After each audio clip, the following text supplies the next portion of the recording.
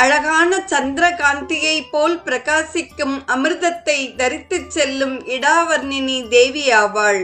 சிகப்பு நிறத்துடன் சூரியனைப் போல் விளங்கும் பிங்களா நாடியே டாக்கினி தேவி ஆவாள். அந்த இடாவர்ணினி தேவியும் டாக்கினி தேவியும் சின்னமஸ்தாவின் தோழிகள்.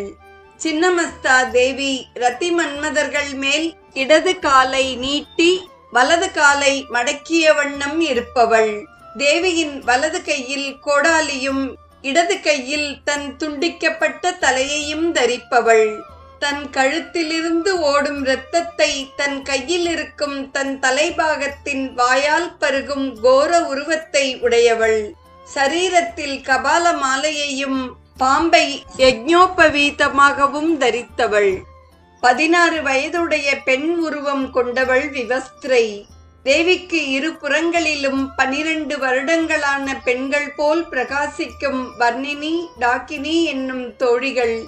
நம் உடலில் இருக்கும் பிரம்ம ருத்ர விஷ்ணு கிரந்திகளை தன் கையில் இருக்கும் ஆயுதத்தால் அறுத்து பிரம்மாண்டத்தில் உள்ள சக்தியை நம் சரீரத்தில் பிண்டாண்டத்தில் சேர்ப்பதே சின்னமஸ்தாவின் தத்துவம்.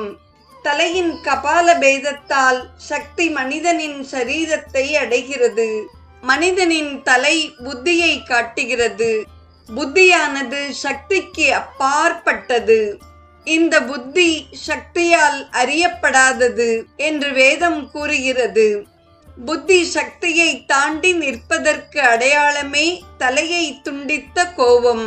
ஐம்பொறிகளாகிய இந்திர ஜெயமே ரதி மன்மதர்கள் மேல் தேவி நிற்பதின் தாத்பரியம். இந்த தேவிக்கு இந்திராணி, இந்திரனின் சக்தி என்றும் பெயர்.